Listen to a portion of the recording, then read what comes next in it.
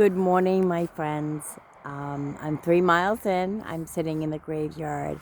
I started my morning out by listening to this Southern gospel playlist that I got hooked up with yesterday, and I love it. The thing about Southern gospel is it actually tells a story about life and the hardships of life, and I love that. Um, it's a beautiful day today, kind of almost a little spring-like. Uh, um, so I wanted to touch base with what I had talked about before about being alone. In April of this year, it'll be 13 years since I've been alone.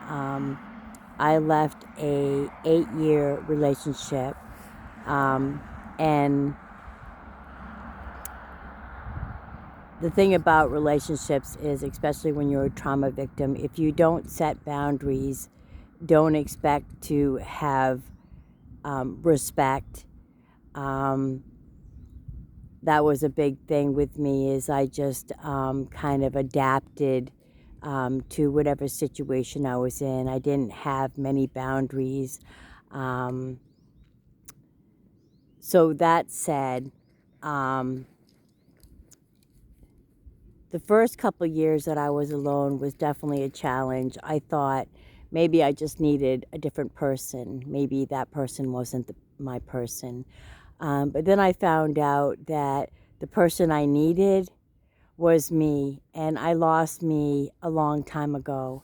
Um, so the first couple years were really lonely. And the third year that I was alone was actually the year that I decided to not only address my mental health um, and physical health, I wanted to take that step and start new. Um, So I detoxed for the last time. It took me 3 times of detoxing off from pharmaceuticals to actually be done. Um, the detox itself took probably 2 or 3 months, but it literally took me 6 months to a year to even get my head right. And then so much more work after that. Um, So, my message about being alone is be sure about what you're seeking when you go out on your own. I needed to find my self worth, something that I don't think I ever had, um, and never sought out. Um, and once I started knowing that I deserved um, much more happiness, much more peace in my life, it was easier for me to make changes.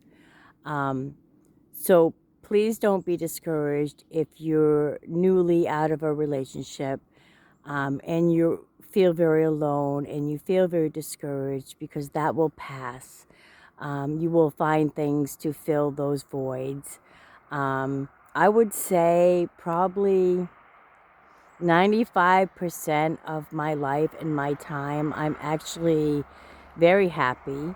I'm not lonely.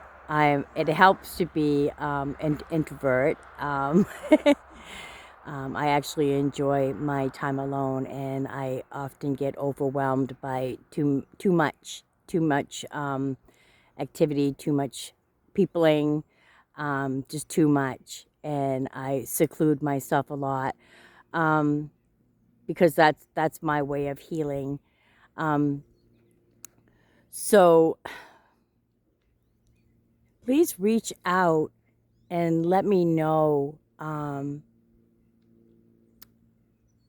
what gives you strength to go on every day, especially when you're alone. If you're a single parent still, or you've just been alone for a long time and you're questioning yourself. And if it's just prayers you need, hit me up. I'm a one-on-one with God. I'd be happy to pray for you, and pray for your strength and your peace and physical and mental healing. I'm on that. Just let me know. So I'm not going to miss any more of this beautiful day. I'm going to head out and do my next 3 miles. I'm very thankful every day that I wake up and feel good enough to get outside, that my pain isn't stopping me consistently. And for me right now, procrastination, like with the extra time I have on my hands since I'm not babysitting my little every day, that's my challenge. My challenge is to actually be productive the rest of the day after I get done doing my 6 miles. And that's what I'm going to be focusing on today. So, take care of you, however that looks for you today.